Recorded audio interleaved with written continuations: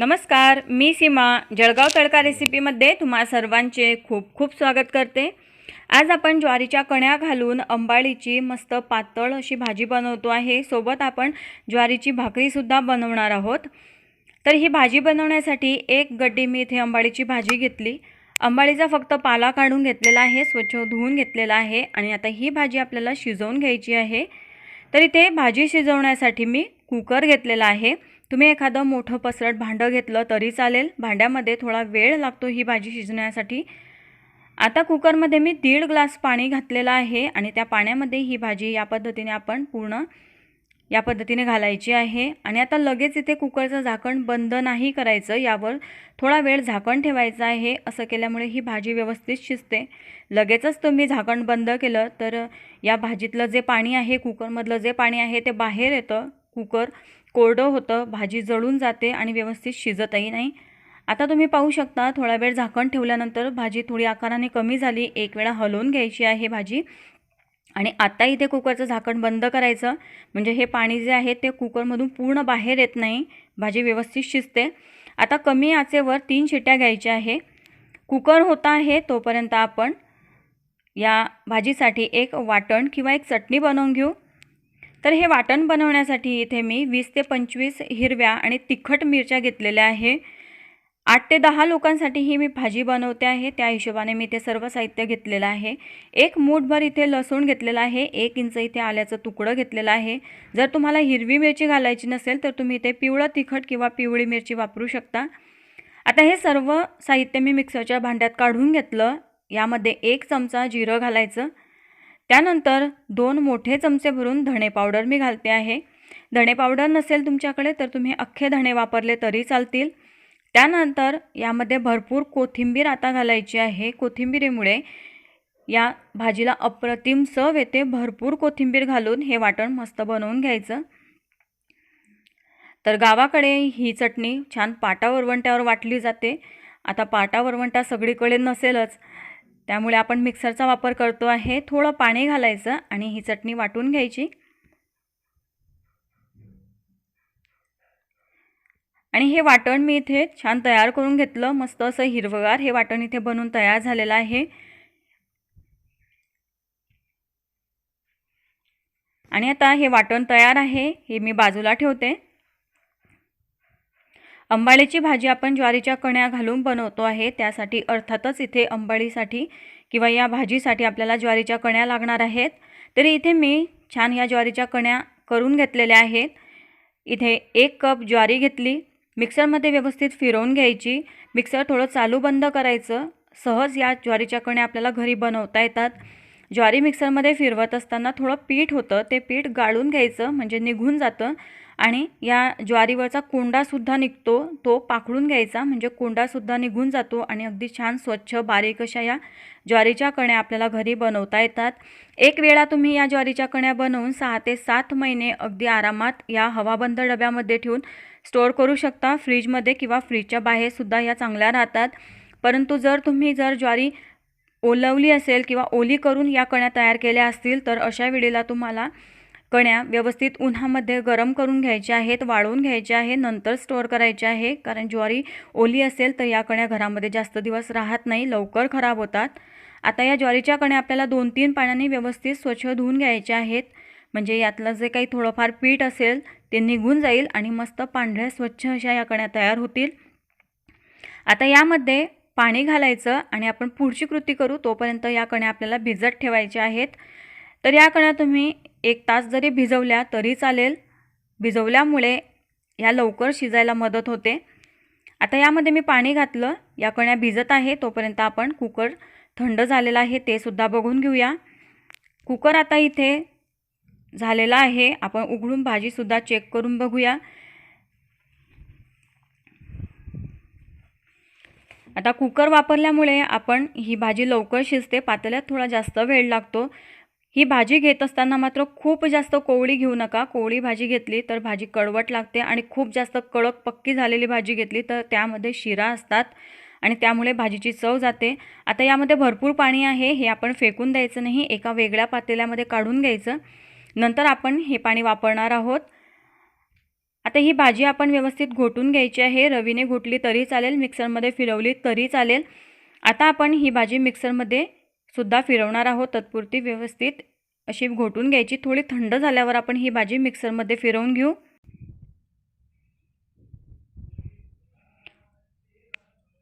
आणि आता ही भाजी थंड होते आहे तोपर्यंत आपण इथे काही वस्तू शिजवून घेणार आहोत। तर कुकर घेतलं मी, कुकरमध्ये 1 चमचा भरून मी चवळीचे दाणे घातले, त्यानंतर 1 चमचा भरून चणा डाळ घेतलेली आहे। आता या दोघं वस्तू आपण व्यवस्थित स्वच्छ धुवून घेणार आहोत।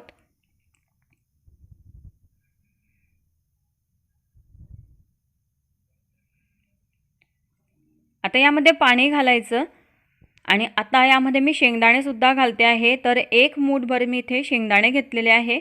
या सर्व वस्तू आपल्याला व्यवस्थित शिजवून घ्यायच्या आहे। कुकरचं झाकण मी बंद केलं, 3-4 शिट्ट्या घेतल्या आणि या वस्तू छान शिजवून घेतलेल्या आहेत। तर आता या सुद्धा आपण या भाजीमध्ये वापरणार आहोत।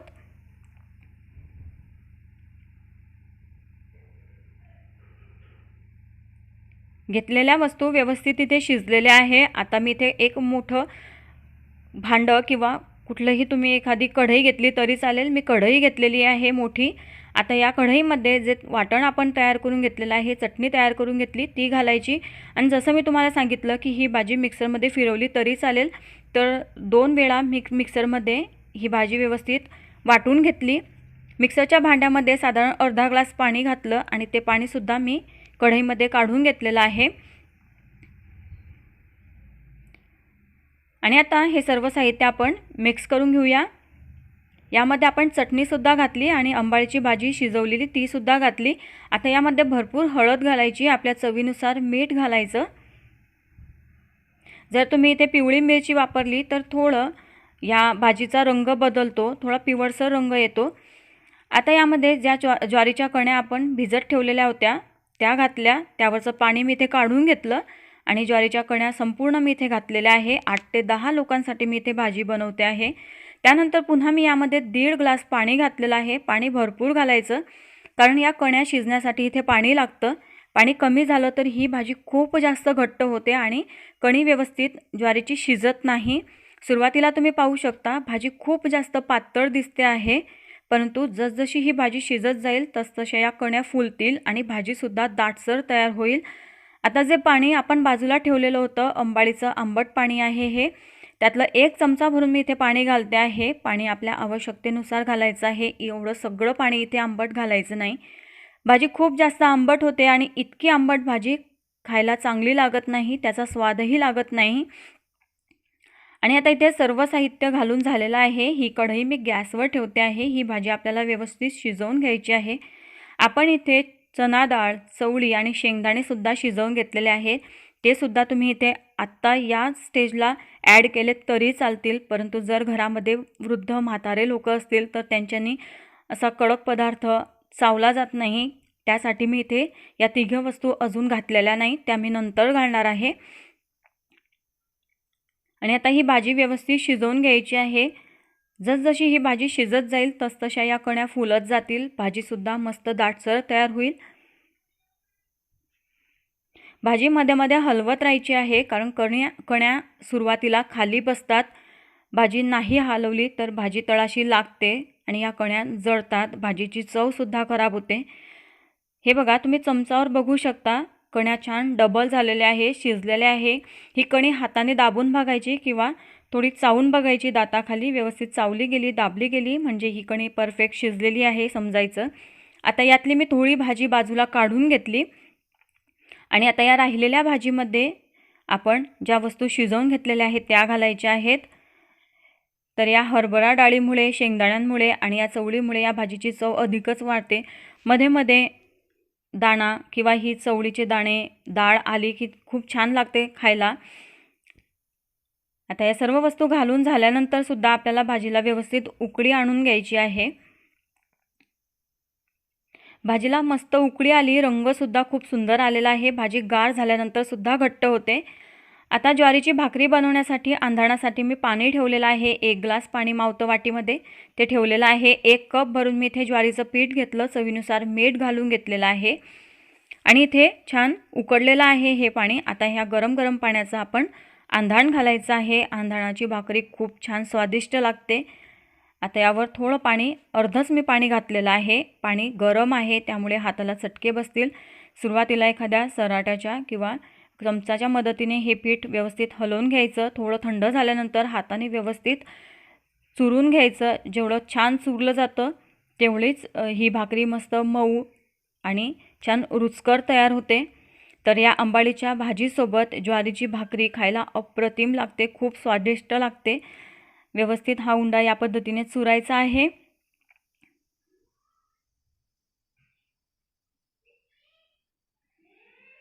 उंडा इथे चुरून झालेला आहे आणि आता ही भाकरी मी थापून बनवते आहे। तर इथे मी पोळपाट घेतलेला आहे आणि व्यवस्थित भाकरी थापून घ्यायची।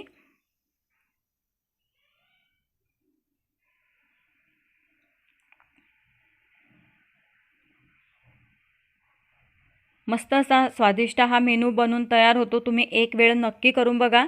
भाकरी थापत असताना मी साईडला गॅसवर तवासुद्धा गरम करायला ठेवलेला होता आणि आता या अगदी छान गरम झालेल्या तव्यावर ही भाकरी आपल्याला शेकून घ्यायची आहे। वरच्या बाजूला थोडं पाणी घालायचं आणि ते पाणी असं भाकरीवर पूर्णपणे पसरवून घ्यायचं। असं केल्यामुळे भाकरी छान मऊ बनून तयार होते आणि वरचं पाणी थोडं कोरडं होताना दिसलं की भाकरीची बाजू बदलवायची। तुम्ही पाहू शकता खालच्या बाजूने व्यवस्थित भाकरी शेकली गेलेली आहे। आता आपण बाजू बदलून घेऊया भाकरीची।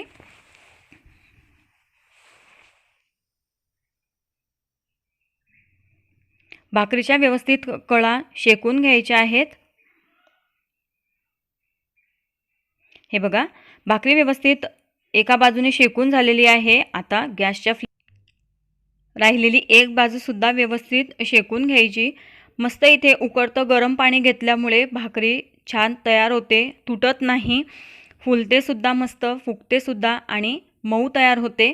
तर भाकरीसुद्धा इथे बनवून तयार झालेली आहे। गॅस मी आता इथे बंद केला। तुम्ही पाहू शकता अगदी मस्त असा पापुद्राईला आलेला आहे भाकरीला। आणि आता ही ज्वारीची भाकरी, अंबाळीची भाजी मस्त गरमागरम सर्व करायची। भाजीवर वरून तेल घ्यायचं, फोडलेला कांदा तोंडी लावायला घ्यायचा आणि ह्या मेनूचा किंवा या जेवणाचा आस्वाद घ्यायचा। माझी ही रेसिपी तुम्हाला कशी वाटली कमेंट्सद्वारे नक्की कळवा। व्हिडिओ आवडला असेल तर जास्तीत जास्त लाईक शेअर करा। अशाच एका छान रेसिपीसोबत आपण पुन्हा भेटू। तोपर्यंत धन्यवाद।